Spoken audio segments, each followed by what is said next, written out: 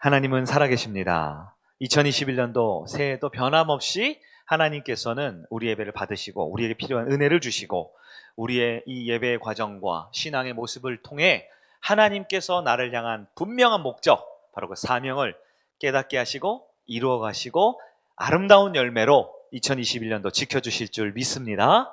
네, 우리 송구영신 예배 때도 우리 축하를 많이 했지만 우리 또 신년 첫 주일이기 때문에 서로 격려하면서 새해 복 많이 받으세요. 이렇게 3분 이상 했으면 좋겠어요. 우리 또 오늘은 또 뒤에 소그룹실에도 많은 분들 계신데요. 서로 오랜만에 봤는데 새해 복 많이 받으세요. 인사하도록 하겠습니다. 새해 복 많이 받으시고, 네, 감사합니다. 2부 예배는 평균 연령이 굉장히 젊어져요. 한두 명이 이제 한 모집사님 이런 분들 평균 연령 확 높여서 그렇죠. 평균 연령이 굉장히 젊어서 제가 마음이 더 편안한 것 같아요. 여러분, 제가 여러분들을 더 사랑하고 아끼는 마음에 편안한 마음을 갖게 해주셔서 감사하고요. 또 올해 찬양단, 또 안내팀 많은 분들 새롭게 사역을 시작할 때 여러분 더 감사합니다. 또 축복합니다. 서로 격려하고 힘을 내주셔야 돼요. 그래서 더 많이 웃고 행복하게 미소로 돌아갈 수 있는 우리 성일교회 또 2부 예배 되기를 바랍니다. 2021년도 새해표가 은혜가 이끄는 삶입니다. 은혜라는 것은 우리가 노력해서 얻을 수 있는 그 무언가가 아니에요. 내가 기대하고 갈망하고 애써서 얻어낼 수 있는 뭔가 소망 이런 것이 아닙니다. 은혜는 한량 없는 은혜, 갚을 길 없는 은혜, 헤아릴 수 없는 것이 바로 은혜이지요. 그러나 성경에 분명 우리에게 은혜를 주신다라고 말씀하셨습니다. 올 한 해도 내가 무엇을 상상하고 무엇을 기대하고 무엇을 애쓰든지 간에 더 크고 더 완전하신 그 하나님의 은혜를 바라보고 그 은혜가 나와 우리 가정, 또 우리의 공동체를 이끌어가는 복된 한 해 되기를 예수님의 이름으로 축복합니다. 지난 3주 동안 우리가 말씀을 들을 때 사명이라는 조금은 무겁지만 너무 중요한 주제를 다루었어요. 특히 지난주에는 우리 에스더라는 한 인물을 집중해서 보았죠. 에스더는요, 사명을 모르드게를 통해서 듣고 깨달았습니다. 이게 참 중요하죠. 내 사명이 무엇인지 깨닫는 과정이 반드시 필요해요. 작년 연말 또 송구 예배, 또 성탄 예배, 또 막 사명 선언 쓰기도 하고 이번 주까지 우리가 검토해 보려는 게 그거예요. 하나님이 나를 만드셨으면 분명 만든 목적이 있다. 그 목적을 사명이라 부르고 우리 입장에선 꿈과 비전과 목표라고 하는데 그 하나님이 주시는 그 목적을 깨닫는 것, 사명을 깨닫는 것, 그것이 첫 번째 길이지요. 아마 에스더는 예쁜 미모와 이 탁월한 지성과 좋은 성품과 인품으로 왕후에 오르는 것이 사명이다라고 생각했을지 몰라요. 그러나 하나님은 모르드를 통해서 그가 혼자 호의호식하고 높은 자리에 올라가서 위대한 인생을 사는 것뿐만 아니라 이스라엘 모든 민족을 살리는 하나님의 사명의 통로를 만들어주고 싶으셨어요. 여러분을 향해서도 하나님의 사명이 있을 줄 믿습니다. 그 사명을 깨닫는 여러분 되길 바라요. 사명을 깨달았으면 그 다음 뭘 합니까? 묻고 또 물어보라 그랬어요. 하나님께 에스더는 기도합니다. 묻고 또 물어봅니다. 그러다 길이 막혀요. 어떻게 해요? 금식하면서 물어봅니다. 금식이 뭐예요? 내 몸을 쳐서 고통스럽게 만들면서 더 간절히 하나님을 향해 물어보는 것이 금식이지요. 또 어떻게 한다 그랬어요? 주변 유대인들과 삼촌 모르드게 중보기도를 요청합니다. 뭐예요? 나 혼자 물어보기 벅차기 때문에 사랑하는 가족과 공동체에게 같이 물어봐달라고 하는 거예요. 기도가 무엇입니까? 금식은 무엇입니까? 우리가 중보기도 요청하는 게 무엇입니까? 결국 우리에게 사명을 주신 분, 바로 그 하나님한테 묻고 또 묻는 거예요. 많은 분들이요, 우리가 자녀의 권세반 마지막에 비전 다룰 때 얘기하잖아요. 제 꿈은 이겁니다. 이거 아니면 안 해요. 라고 마치 자신이 그 야망을, 내가 원하는 것을 하나님의 비전으로 착각하지요. 내가 정해놓은 그 길은 하나님이 주신 길이 아닐 수도 있어요. 네, 그 길을 찾기 위해 우리는 계속 물어봐야 됩니다. 그리고 그 사명을 물어보고 확신했으면 어떻게 해요? 담대히 이제 나아가야 됩니다. 환경을 보지 말고, 사람을 보지 말고, 때로는 내 감정과 내 기분마저도 하나님의 그 거룩한 사명 앞에 쳐서 복종시킬 수 있어야 돼요. 네, 있어야 돼요. 네. 제가 작년 초였네요. 죄송해요. 2020년 초반에 나왔던 드라마 하나를 제가 봤어요. 뭐냐면 스토브 리그라는, 제가 야구를 굉장히 좋아하는데 그 야구 비시즌 기간 동안 선수들 준비하는 그 과정 나오는데요. 거기에 어떤 배우가 이런 말을 써요. 기분이 태도가 되면 안 됩니다. 이렇게 얘기를 하는 게 있는데 참 그게 인상적이더라고요. 오늘 우리도 마찬가지예요. 우리의 기분, 우리의 감정이 나의 신앙의 태도, 대인관계의 태도가 되면 안 되죠. 네. 그러나 우리는 어떠합니까? 내 기분이 세상에서 제일 중요한, 내 감정이 세상에 제일 중요하죠. 그러나 하나님이 주신 사명 앞에 때로는 나의 그 가장 은밀하고 깊숙한 부분까지도 맞춰내는 것이 바로 에스더가 받은 사명이다라는 거예요. 그러면 이렇게 사명을 깨닫고 사명을 묻고 또 묻고 사명을 담대히 나아가면 그 다음엔 어떤 일이 벌어진다고요? 하나님이 책임지시는 거예요. 사람의 마음을 바꾸고 환경을 바꾸고 심지어 사람의 목숨의 운명까지도 하나님께 주관하시기 때문에 내 모든 걸 바꾸실 수 있습니다. 에스더는 아하수에로 왕이든 하만이든 그 나라 누구도 나의 힘으로는 아무것도 바꿀 수 없어요. 그러나 하나님께 준비된 자는 그 변화의 시기에 가장 먼저 은혜와 축복을 받게 될 줄 믿습니다. 여러분 어떠십니까? 지난 2020년 한 해를 열심히 사셨어요. 땀 흘리며 사셨어요. 몸이 아픈 줄도 모르고 마음 다치는 줄도 모르고 열심히 최선을 다해서 살아왔습니다. 그런데 그게 진짜 사명이 맞습니까? 하나님이 주신 거 맞아요? 하나님이 주신 거라면 남들 보기에, 내가 보기에 좀 부족하고 약하고 별 볼 일 없어 보여도 그것은 너무나 위대한 하나님의 구원과 하나님의 생명의 살게 될 줄 믿습니다.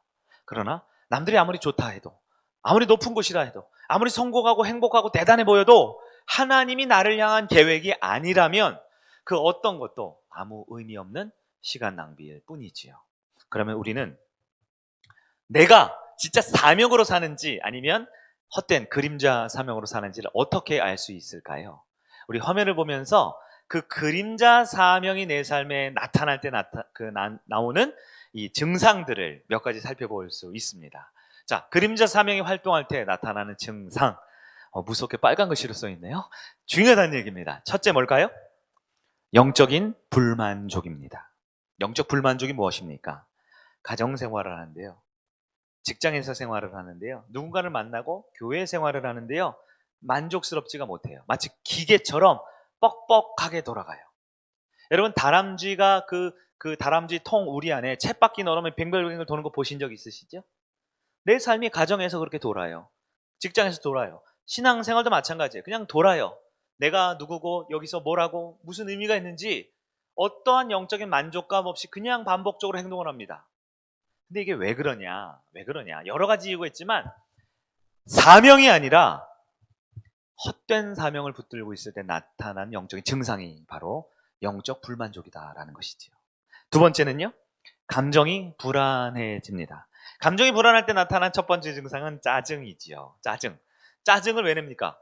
성격이 안 좋아서도 짜증을 내지만 내가 그럴 만한 상황이 아닌데도 불구하고 지나치게 짜증이 낸다. 그러면 내가 지금 사명이 아닌 엉뚱한 걸 붙들고 있다라는 뜻이에요. 감사가 있을까요? 없지요. 감사가 없습니다. 마땅해야 될 감사뿐만 아니라 우리에게 더 은혜를 받기 위해, 하나님께 복을 받기 위해 감사하기 위한 그 감사의 모습들이 사라집니다. 감사가 사라지면 자연히 기쁨이 없지요. 우울해지고 기분이 가라앉고 얼굴 표정만 봐도 어떻게 저렇게 TV에 나오는 우거지상을 그대로 연출해내는지 얼굴이 우거지상이 됩니다. 왜 그럴까요? 사명이 아닌 헛된 것을 쫓아갈 때 나타나는 어쩔 수 없는 이 몸의 반응이 된다라는 거예요. 세 번째는 뭡니까? 바로 교만입니다. 교만은요, 여러분 참고로 주보 안에도 있어요. 주보 안에 말씀 적는 칸 있죠? 거기 보도 다 표가 있습니다. 교만은 겉보기에는 열심히 사는 사람인 것 같은데 그 사람과 잠깐 얘기해 보면 알아요. 그 사람이 결국 자기를 드러내고 싶어요. 자기를 잘난 척하고 싶어요. 자기가 특별한 사람이 되고 싶고요.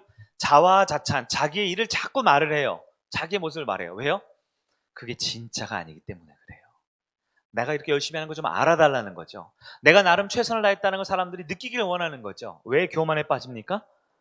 사명이 아닌 그림자를 붙들고 있을 때 그러합니다. 네 번째는요, 굉장히 바빠요. 현대인들은 이 바쁜 게 아주 중요하다고 느끼지만 바쁜데 뭐가 바쁠까요? 중요하지 않은 일에 바빠요. 전화를 해도 전화를 안 받아요. 너무 바빠서. 왜요? 엉뚱한 데 시간 빠져 있는 거예요. 예배 모임에 와야 되는데 안 옵니다. 왜요? 난 너무 바쁘거든요. 근데 그 바쁘게 뭐예요? 중요하지 않은 사명이 아닌 일에 바쁘고 시간을 쓰고 있다. 그렇다면 내 모습을 돌아봐야 돼요. 다섯 번째는 우선순위를 못 찾습니다. 나름 열심히 살지만 우선순위가 뒤죽박죽이 돼 있어요. 뭐가 중요하고 뭐가 안 중요한지. 우리 영화에도 있었죠. 무엇이 중요한디. 네. 정말 뭐가 중요합니까?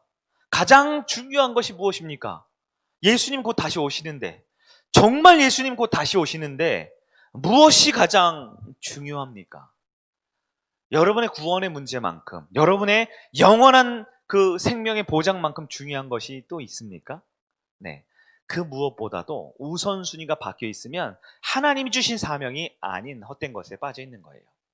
현재 5가지를 봤는데 여러분 어때요? 어쩌면 내 기분과 내 바이오리듬과 내 육체적 연약함 때문에 한 가지, 2가지는 일시적으로 나타날 수도 있을지 몰라요. 어쩌면 마귀의 유혹에 빠져 한 가지, 2가지는 흔들릴 수 있을지 몰라요. 근데 혹시 5가지 다 해당되세요? 그럼 나머지 뒤에 5가지는 어떻게 할까요? 만약에 10가지 중에 절반 이상이 해당되면 여러분, 내 사명을 두고 여러분 씨름하는 노력이 분명히 필요합니다. 6번째, 그림자 사명이 나타나는 특징은요, 피상적 관계입니다. 가족 안에, 직장 안에, 교회 공동체 안에 인사는 하죠. 얘기는 하죠. 안녕은 하죠. 그럼 너무나 피상적이에요. 이 피상적 관계는 결국 어떻게 될까요? 하나님과의 관계로까지 이어집니다. 이 코로나 위기 가운데 우리가 어쩔 수 없이 모임이 줄어들어요. 사람은 같이 밥을 먹고 남자들은 같이 운동을 하거나 목욕탕에 갔다 오면 친해진다 하지요. 이 관계가 더 사적이고 개인적이고 친밀한 관계가 필요합니다. 그러니 코로나 위기 가운데도요, 분명 많은 분들은 끊임없이 믿음의 교제를 하기 위해 애를 써요.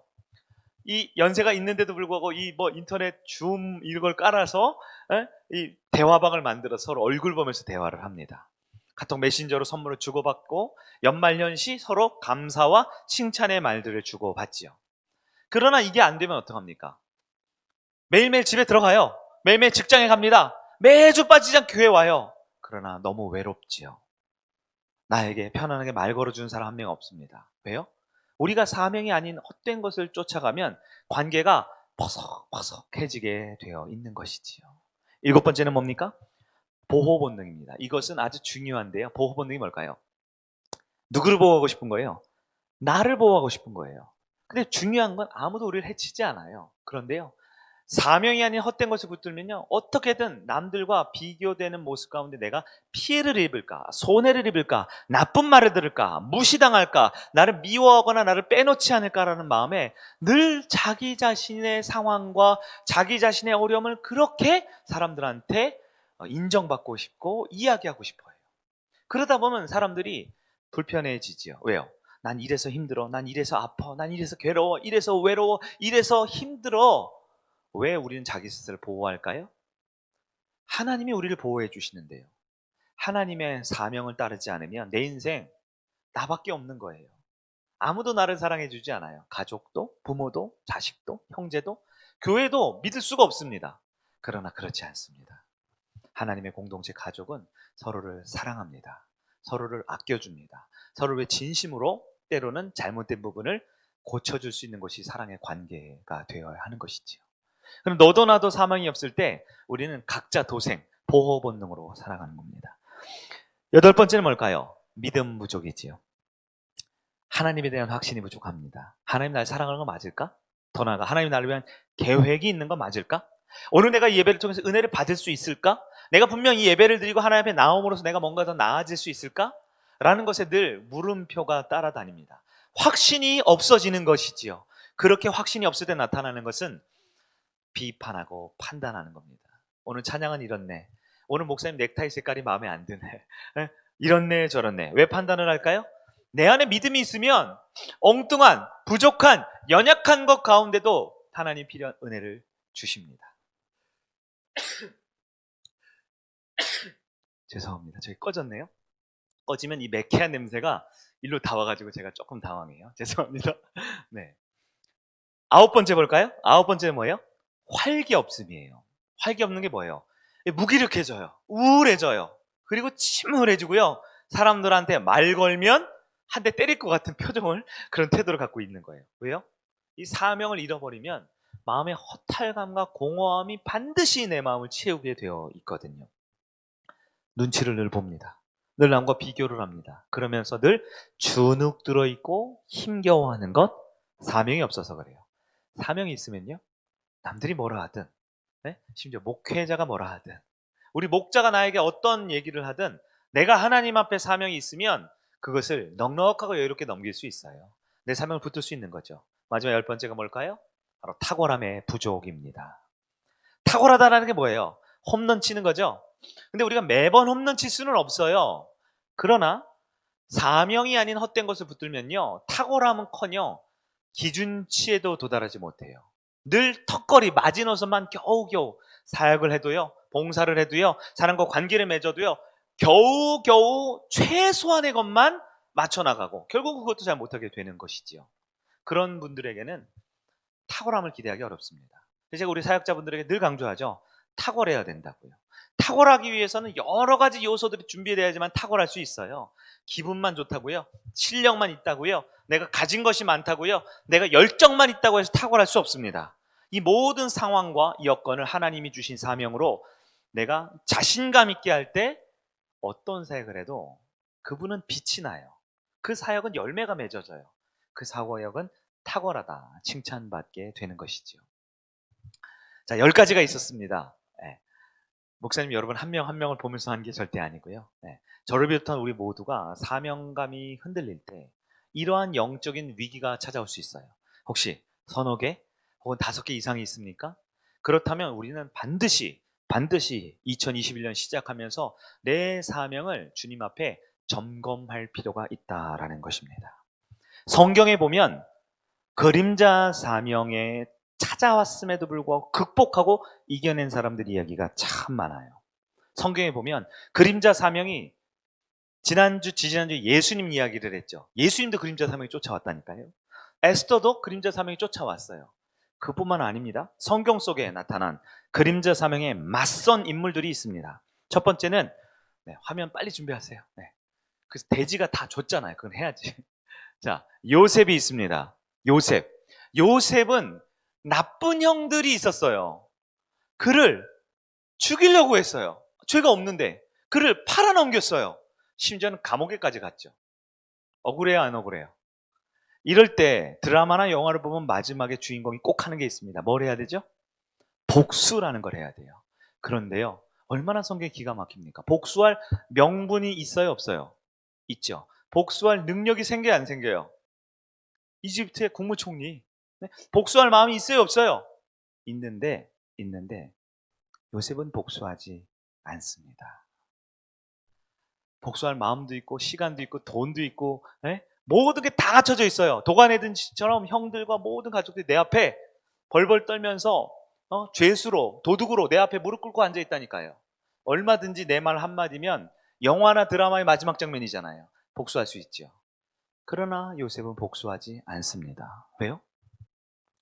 그에겐 사명이 있거든요. 하나님 주신 사명은 뭐예요? 형들을 용서하라는 거예요. 그 형들을 통해 이스라엘 민족을 구원시키라는 거예요. 삐쩍 마른 가나안 땅에 굶어 죽어가는 가족들을 70명을 이주시켜 그 땅에서 무려 400만 명이 이르는 이스라엘의 대민족으로 부흥시키는 것이 요셉에게 주신 하나님의 사명이거든요. 요셉은 그림자 사명이 없는 게 아니에요. 복수할 수 있어요. 때리고 욕하고 가두고 죽이고 다 할 수 있어요. 그러나 그것이 세상에 보기엔 복수이고 성공이고 통쾌한 뭔가를 이뤄낸 거지만 사명을 붙든 사람은 그렇게 하지 않습니다. 여성분도 한번 봐야죠. 두 번째는 룻입니다. 룻은 불운한 여인이에요. 예쁘고 젊은 여인이었는데요. 시아버지와 아주버님과 남편이 다 죽었어요. 집안의 남자가 다 죽어버렸네요. 이제 남은 건 늙은 시어머니 한 명. 근데 그 시어머니는 외국 사람이에요. 지금은 우리 홈그라운드고요. 자, 어떻게 할 수 있을까요? 이름 바꾸면 돼요. 결혼 안 한 척하면 돼요. 그 당시 뭐 인터넷이 있어요. 뭐 신상 털기가 있어요. 그냥 아파트 집 주소 이전하고 새로운 곳에서 새 출발하면 돼요. 그렇게 충분히 할 수 있어요. 왜? 자기에게는 친엄마, 친정 엄마, 아빠가 있거든요. 오빠도 있고 여동생도 있을지 몰라요. 학교 동기도 있어요. 평생 살아온 자신의 홈그라운드가 있어요. 그게 더 안정적이죠. 더 쉬운 길이죠. 편안한 길이죠. 그 룻에게는 사명이 주어졌어요. 어떤 사명이요? 어머니의 하나님을 나의 하나님으로 믿어야 할 사명이 주어졌습니다. 룻은 가장 힘들고 어려운 그 길을 선택해서 어머니를 따라 이스라엘 땅으로 넘어가게 되는 거예요. 본인에게는 외국이에요. 외국. 네, 외국으로 넘어가게 됩니다. 왜 그럴까요? 그에게는 사명이 있기 때문이죠. 다니엘은 어떠합니까? 다니엘은 포로예요. 피골이 상접해요. 엄청 못 먹고 엄청 매맞고 엄청 굶주려 있거든요. 근데 어느 날 갑자기 다니엘이 똘똘하니까 왕의 진미 음식이 내려옵니다. 그거 그냥 허겁지겁 먹으면 돼요. 그거 먹고 충성맹세하면 돼요. 그게 출세하는 길이요, 살아남는 길이요, 잘 사는 길이지요. 그러나 다니엘에게는 사명이 있어요. 뜻을 정하여 하루에 3번 이스라엘을 향해 그 문을 열어 이스라엘 민족에게, 그 절망스러운 이스라엘 민족에게 하나님을 바라보게 하는 리더의 사명이 있거든요. 요셉도 나를 이곳에 보낸 것은 형님들이 아니다 하나님입니다. 나오미도 어머니의 하나님이 나의 하나님이 됩니다. 다니엘은요, 목에 칼이 들어와도 하나님을 향해, 이스라엘을 향해 창문을 열겠습니다. 예수님의 어머니 마리아는 어떤가요? 네, 예수님의 어머니. 우리는 성모 마리아, 우리 좋게만 생각하지만 여러분 여성의 입장을 한번 생각해 보세요. 아니, 결혼을 안 했는데요. 네? 아직 남자를 알지 못하는데 아이를 뵀어요. 물론 아이는 축복이지만, 아이를 얻는다가 너무나 귀한 일이지만, 여러분 그 여성의 입장에서 어떻게 생각했어요? 알겠어요. 하나님 알겠어요. 알겠는데, 예수님 오는 거 알겠는데, 자, 일단 예쁜 웨딩드레스는 한번 입고 사진은 탁 찍어야죠. 내 친구들 다 시집 잘 가가지고 남편들 잘 만나서 좋은 차 타고 다니고 그러는데 나는 그 정도는 아니어도 멋진 결혼식 사진 한 장은 있어야죠. 웨딩드레스는 입어봐야죠. 예? 아니, 이집트에 도망가 있으라고요? 예? 베들레헴의 말구 위에 들어가 있으라고요? 그거는 아니잖아요. 여러분이 젊은 여성으로, 꽃다운 나이 여성으로서 여러분에게 무엇보다 중요한 것은 내가 지금까지 살아온 내 삶을 인정받고 존중받는 아름답고 준비된 결혼식이 아닐까요? 네? 멋진 몇십 평, 몇백 평 되는 큰 멋진 그 대저택은 아니더라도, 네? 아이랑 남편과 오손도서 살 만한 안정적인, 겨울에는 따뜻한 물 나오고 여름에는 에어컨 빵빵하게 나오는 그런 단칸방이라도 하나 있어야 되는 건 아닙니까? 근데 마리아에게는 어때요? 결혼식은커녕 아무에게도 인정 못 받는 그 아이를 가장 비참하고 험한데 낳아야 할 운명이 우리에게 주어졌어요. 그러나 마리아는 그걸 거절하지 않아요. 왜요? 그에게는 하나님을 이 땅에 초대해야 할 초대의 통로라는 사명이 있거든요. 세례요한도 마찬가지였습니다. 세례요한은 그 당시 예수님 오기 직전까지 가장 인기가 많았어요. 그러니까 제가 이걸 보면 딱 그 생각이 나요. 옛날에 씨름하면 이만기 아저씨 있죠. 이만기 아저씨가 씨름을 제일 잘했거든요. 근데 새파랗게 젊은 강호동이라는 친구가 나오더니 갑자기 이만기 아저씨를 쓰러뜨렸어요. 자, 이만기 아저씨가 어떨까요? 여러분 그 영상 보면 나오죠? 뭐라 그러더라? 까불지 마라 막 그러면서 막 얘기하는 거 있죠. 자기가 최고고 자기가 제일 잘 나갔는데 새파랗게 젊은 놈이, 게다가 그 젊은 놈이 누구예요? 자신의 사촌 동생이에요. 세례요한의 사촌 동생이 예수님이잖아요. 사촌 동생이었는데 모든 인기와 모든 영광과 모든 존경을 싹 가져갔어요, 한순간에. 그럼 속이 어떨까요? 부글부글 끓지 않겠어요? 그러나 요한은 어떻게 합니까? 자기의 사명을 붙들어요. 뭐요? 자신은 장차 오실 어린 양의 예비하는, 빛으로 이 땅에 오실 예수님을 예비하는 것이 자신의 사명이었기 때문입니다. 자, 세상이 말하는 더 나은 가치가 있어요. 성공과 행복과 안전과 평안과 안락함, 더 부유함과 더 인기 많고 더 즐거운 것. 그건 나쁜 것이 아니죠. 그러나 내가 주신, 하나님이 나에게 주신 사명 앞에 내가 무엇의 그림자에 흔들리고 있는지 볼 수 있어야 돼요. 성경의 인물처럼 우리도 하나님의 사명을 붙들고 흔들리지 않을 수 있는 여러분 되길 바랍니다. 왜냐하면 그림자 사명이 무너진 사람들의 이야기가 성경에 등장하거든요. 그림자 사명이 무너진 성경 인물들 누가 있습니까? 첫 번째로 아담이 있습니다. 아담은 에덴에서 하나님의 형상으로 지음을 받았어요. 그렇죠? 근데 마귀가 뭐라고 유혹해요? 하나님처럼 된다. 아니, 처음부터 하나님처럼 지음 받았는데 마귀는 내가 가지고 있는 것에 만족하지 않고 더 하나님처럼 되고 싶어 아담을 유혹합니다. 아담은 그 순간 자신의 사명, 하나님의 형상으로 살기만 하면 되는데, 하고 싶은 거 다 해도 죄가 아니라 영원한 생명을 얻을 수 있는데, 그 사명을, 그 완벽한 사명을 욕심에 의해 무너뜨리고 맙니다. 타락하게 되지요. 인류의 실패가 됩니다. 여러분, 아담이 타락하기 전에 어떤 모습이었을까요? 네, 바로 예수님을 보면 알 수 있습니다. 예수님은 두 번째 아담으로 이 땅에 오셨는데요, 타락한 아담이 다시 회복돼서 다시 창조의 원래 모습으로 돌아가는 완전한 인간의 모형을 보여주실 분이 바로 예수님이십니다. 그는 우리와 똑같은 성정과 똑같은 고난을 당하셨지만 죄는 없는 분이시거든요. 그래서 예수님은 인류의 구원을 위해 이 땅에 오셨지만 또한 동시에 우리가 날마다 닮아가야 하고 주님의 제자로 변화되어야 될 완전한 롤 모델이 되어주시는 분이 바로 예수님이다라는 거예요. 그러나 첫 번째 아담은 어땠어요? 예수님처럼 완벽하게 지음 받았지만 사명을 놓치는 순간 타락하고 맙니다. 솔로몬은 어떤가요? 왕 중에 왕, 성골 중에 성골이죠. 하나님의 마음에 합한 다윗이 낳은 아들입니다. 그 아들 처음부터 똑똑했고 처음부터 믿음이 좋았고 처음부터 왕의 모든 걸 부여받았어요. 이스라엘 역사를 보면 솔로몬 왕 때 영토가 가장 넓었거든요. 가장 많은 나라에서 조공을 갖다 바칠 정도로 그 나라는 강성한 나라였습니다. 그러나 그의 말년에 어떻게 됩니까? 이미 예쁜 부인이 있는데, 이미 맛있는 음식을 먹는데, 이미 존경과 사랑과 영광을 다 받는데 더 받고 싶어요. 더 누리고 싶어요. 더 위대해지고 싶어요. 그 그림자 헛된 사명이 1000명이라는 많은 부인을 만들게 됐어요. 그리고 부인마다 각각 믿는 수많은 우상들이 이스라엘에 들어오게 되죠. 우상들로 인해 한 세대가 가기도 전에 이스라엘은 둘로 나눠버립니다. 북이스라엘은 아수르에 멸망당합니다. 끊이지 않는 새끼를 낳고 새끼를 낳는 그 우상에 이어지는 그 릴레이, 세습에 결국 남유다마저도 바벨론에 완전히 무너져요. 바벨론 포로로 가서 몇 년이 지나야 돌아올 수 있어요? 70년. 왜 70년이라고 그랬어요?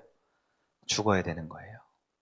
끌려갔던 사람 중에 한 명도 살아서 다시 돌아온 사람이 없어요. 북이스라엘은요, 아수르에 의해서 혼혈 정책, 그래서 피가 섞인 사마리아인이 태어났죠. 왜 사마리아인이 태어납니까? 우리들로선 소망이 없어서 하나님 피를 섞어버리신 거예요. 여러분, 왜 그 위대한 왕 솔로몬이 이렇게 넘어졌습니까? 그림자 사명을 쫓았기 때문이죠. 가룟 유다는 유명하죠. 예수님이 직접 뽑았어요. 직접 만드셨다고요. 3년 동안. 여러분, 가룟 유다는 마지막 배신하는 순간까지 예수님을 존중했습니다. 예수님에게 어떻게 해요? 저놈 잡으세요! 그랬어요? 아니죠. 그에게 가서 라비여, 선생님이요 하면서 뺨에 존경의 입술을 마주치게 되죠. 한편 베드로는 어때요? 예수님 부인할 때 저 나쁜 놈이에요. 저놈 나 몰라요. 저놈 죽이세요. 욕을 하면서 저주하면 부인하죠. 그거에 비하면 가룟 유다는 젠틀한 사람이에요. 그 사람은 인품이 좋은 사람이에요. 그 사람은 예수님 끝까지 존중했고 존경했어요. 자살하죠. 왜요? 죄책감이 뭔지 아는 사람이죠. 베드로는 사실 그 죄책감마저도 느끼지 못하는 뭐라고 욕을 해야 될지 모르겠네. 하여튼 완전 나쁜 놈이에요. 그 놈은. 에? 완전 나쁜 놈이 베드로. 그다음 두 번째 나쁜 놈 다윗. 성경에 끝까지 자기 죄를 인정하지 않고 나쁜 사람들이죠. 아무튼 가룟 유다는 어때요? 우리 교회로 따지면 가룟 유다는 누구냐? 누구예요? 재정부예요. 재정부. 맞죠? 예수님의 재정을 맡는. 여러분, 재정부는 누가 합니까? 교회 안에서 신앙이 가장 안정적이고 가정이 평안하고 뭔가 모범이 되는, 유지해서 불편한 일을 끼치지 않을 만한 분들이 재정부를 맡아야지요. 마찬가지예요. 가룟 유다는 출신부터 해서 모든 것들이, 성격부터 모든 것이 안정적이고 괜찮은 사람이에요. 그러나 그가 마지막에 왜 넘어가요? 은 30에 마귀가 주는 그 유혹에 은 30에 예수님을 팔아넘긴 거예요. 그것도 나중에 죄책감에 다시 갖다 버리잖아요. 제사장들 앞에. 왜 그럽니까? 그림자 사명은 단지 한 사람이 실수하고 삐끗하는 것뿐만 아니라 자신의 가정과 자신의 가문과 한 나라 민족, 아니 온 세상을 와르르 무너뜨릴 수 있는 마귀의 집요하고도 치밀한 유혹이 바로 그림자 사명인 거예요. 헤롯 대왕은 어떻습니까? 가장 안타까운 인물이 헤롯 대왕이에요. 헤롯은 예수님이 이 땅에 올 때 대박을 칠 수 있는 사람이었어요. 수백 년간 바벨론의 포로였다가 이제 해방되자마자 또 로마의 포로가 됐어요. 속국이 됐어요. 얼마나 비참한 이스라엘 인생입니까? 자신이 그 지역에, 우리로 따지면 헤롯 왕은 대통령이나 이 왕이 아니라 우리로 따지면 도지사 같은 거예요. 경기 도지사 같은. 이스라엘을 넷으로 나눴을 때 하나에 갖고 있는 분봉왕이라고 개념도 있죠. 그 도지사급인데 메시아가 온다고? 구원자가 온다고? 얼마든지 준비할 수 있어요. 베들레헴이라고? 거기에 미역 좀 보내드려. 아침에 미역국 드시고 소고기도 같이 넣어서 좀 보내드려. 갈릴리 나사렛 지역이라고? 자, 거기 앞으로 초등학교까지 무상교육, 무료 급식 시켜드려. 우리 메시아 잘 준비될 수 있도록 할 수 있었어요. 세례 요한보다 더 탁월한 힘과 능력과 권력이 있었기 때문에 더 예수님을 잘 준비할 수 있었어요. 그러나 그는 대박 인생이 아니라 무슨 인생? 왜 쪽박이 났습니까? 그는 자기가 갖고 있는 왕권보다 또 다른 왕이 있는 걸 볼 수가 없는 거예요. 내 인생에 내가 주인이 되어야 되지 다른 사람이 우리의 주인이 되는 걸 용납할 수가 없는 거예요. 내가 대장 돼야 돼. 내가 짱 돼야 돼. 내 말이 곧 법이요. 내가 곧 질서가 돼야 돼요. 그러니까 어떻게 해요? 그 어린애를, 태어나자마자 그 어린애를 다 죽여버려. 아니요. 그것도 불안해. 몇 살 밑으로? 2살까지. 이제 태어났다는 얘기 들었는데 2살 밑으로 있는 금방 있는 애들을 다 죽이라라고 말해요. 히틀러와 다를 바가 뭡니까?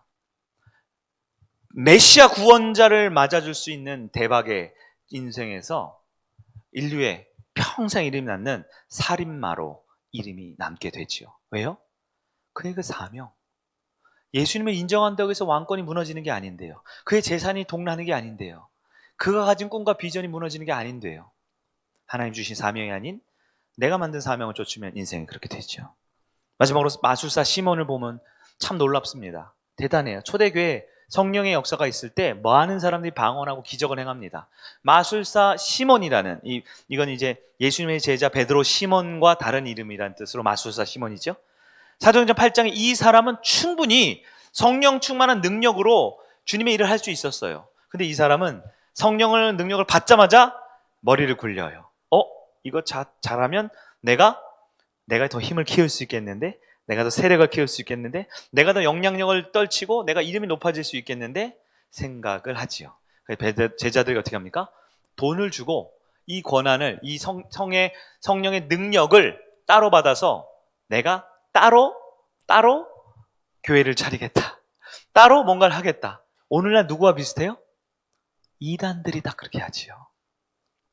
이단들도요, 열정이 있다니까요. 이단들도 성경을 깊이 알아요. 그들도 나름의 능력과 영권이 있어요. 근데 왜 그렇습니까?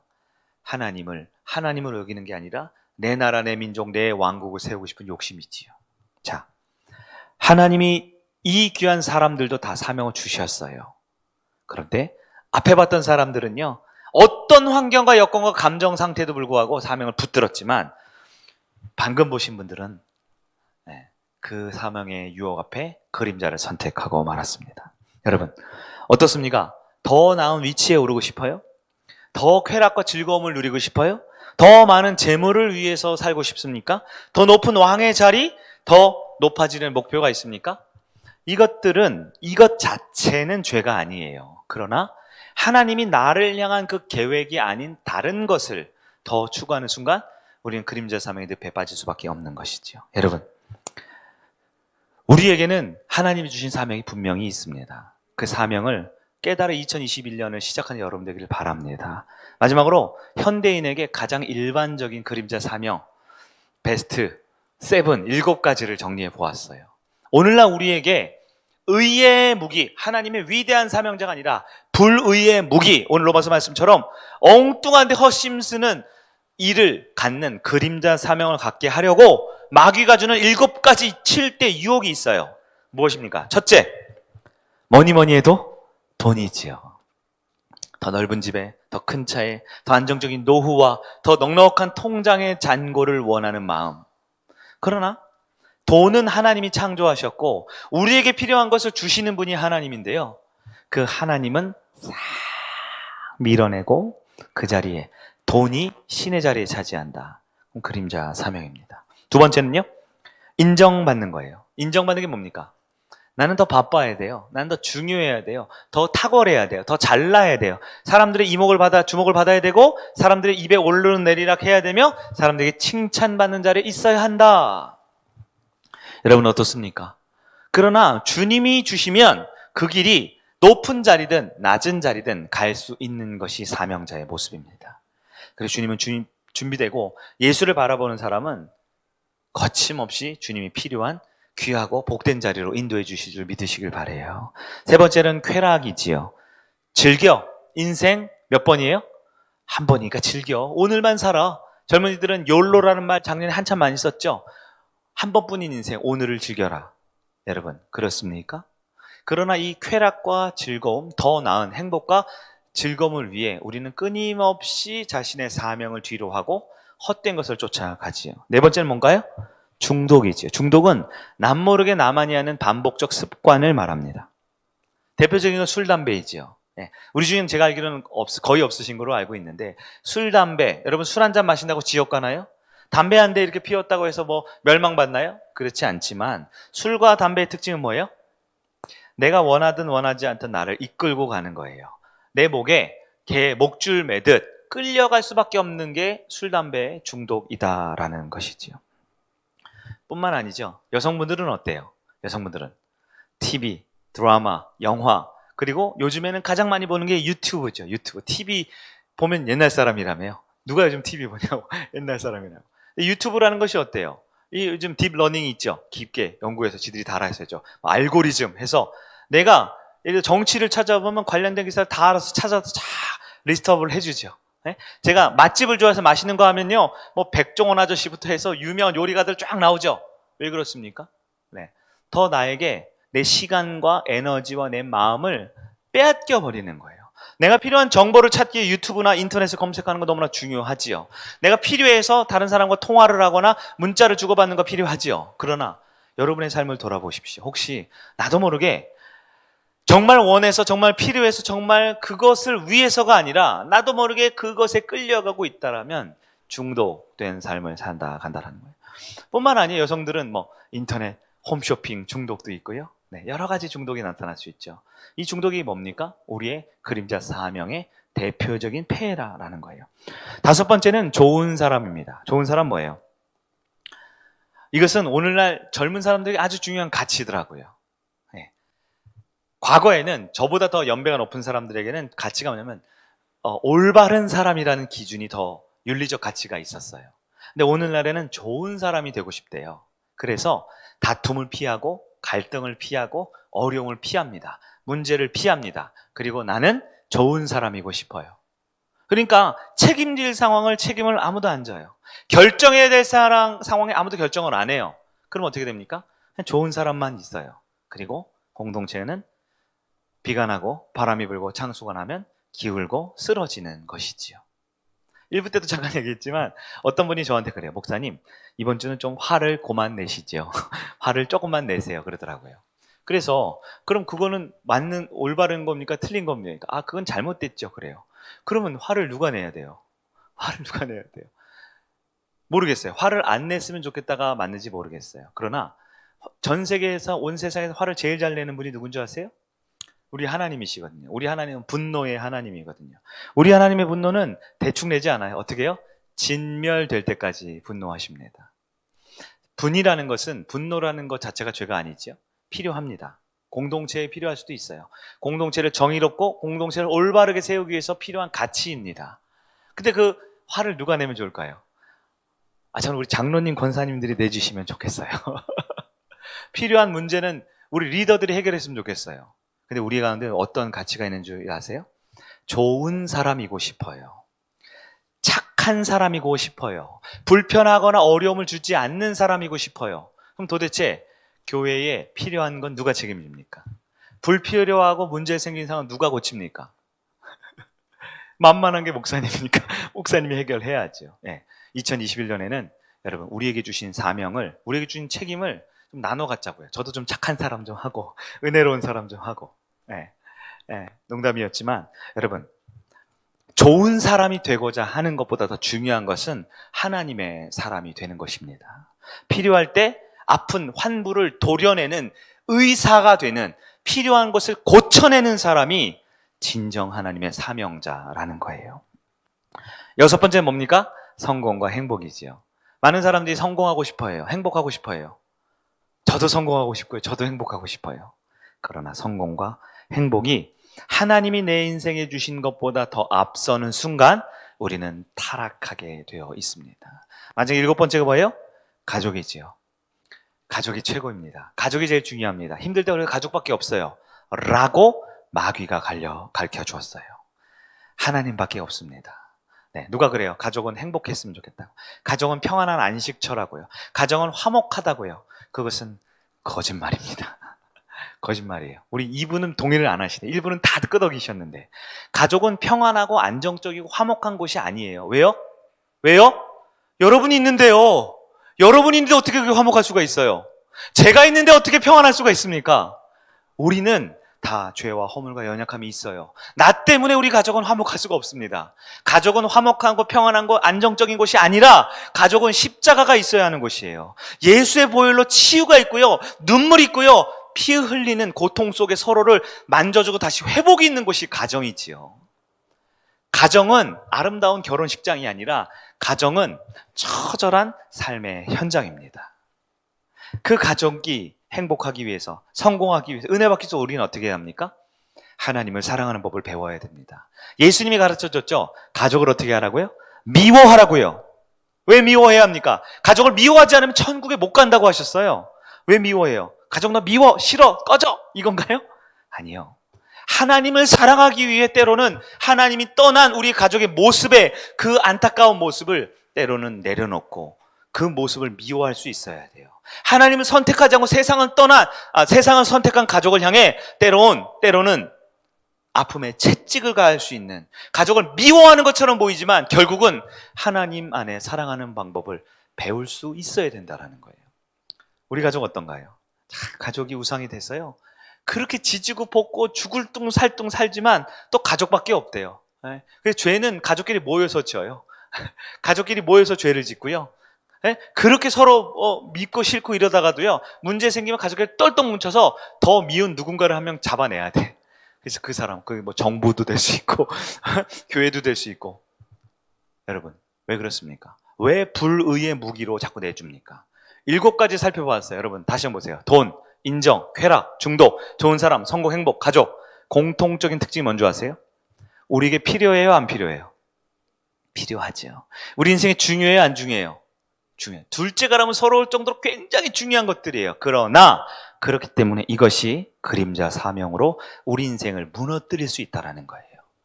돈보다 하나님을, 인정받는 것보다 하나님 안에서 쾌락과 중독과 좋은 사람 되기보다 하나님의 사명을 붙들 때 하나님은 우리에게 필요한 돈을 주십니다. 우리에게, 세상 누구도 인정하지 않는 우리에게 최고의 인정을 해주셔요. 즐거움과 우리에게 필요한 거 다 채워주시고요, 성공도 행복도 주시는 분 하나님밖에 없음을 믿으시기를 바랍니다. 성공이 뭡니까? 나를 만드신 하나님 목적을 발견하고 그렇게 살면 성공한 인생이에요. 행복이 무엇입니까? 우리 가정은 행복할 수 없다니까요. 우리 가정은 여전히 문제가 있어요. 누구 때문에? 나 때문에. 그러나 그 가운데 예수님을 모시기를 바랍니다. 우리 가정의 사명에 예수님을 초대하세요. 2021년 가정의 사명 1번 돈 많이 벌기, 2번 대학 잘 가기, 3번 취업 잘하기, 4번 아기 잘 낳기. 물론 다 중요한 가치지만 거기에 하나님의 하자도 들어가지 않으면 그것은 사명이 아니라 그림자 사명일 수밖에 없는 것이지요.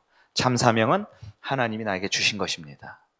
그렇다면 그 사명을 감당할 수 있는 능력 또한 우리 주님이 주실 줄 믿으시길 바랍니다. 말씀을 정리할게요. 성경은 두 종류의 사람들을 분류하지요. 사명을 받아서 어떤 환경, 어떤 감정, 어떤 어려움에도 사명을 붙들고 하나님의 영광을 돌리며 성공한 인생. 한편에는 사명이 있음에도 불구하고 사명 비슷한 그림자 사명 때문에 아담처럼, 헤롯 왕처럼, 가룟 유다처럼 그 좋은 자리, 그 주님과 가장 가까운 자리, 그 축복받을 수 있는 자리에서 한없이 미끄러져서 자신과 그 가족과 주변을 다 파괴시켜버리는 그림자 사명의 어두운 과거를 가진 사람들의 이야기 둘로 나눕니다. 여러분, 그림자 사명을 가지고 있으면 불만족스러워요. 불안하고요. 권태감이 일고요. 관계가 피상적이 됩니다. 하지만 하나님이 주신 사명을 붙들면 우리는 그 가운데 빛과 소망을 발견할 수 있습니다. 2021년 사실 제가 사명 설교를 2번에 끝쳤는데 오늘 한 번 더 한 이유는 새롭게 시작한 이때에 우리가 하나님의 은혜가 내 삶을 이끌어가기 위해 단지 하나님이 주시는 은혜만을 바라보는 것이 아니라 내 안에서도 주님이 주실 그 은혜를 기대하고 소망하는 사명을 꼭 붙들고 예수로 인해 이기고 예수로 인해 웃음 짓고 예수로 인해 행복한 저와 여러분, 우리 모든 가족들 되기를 주님의 이름으로 축복합니다. 아멘.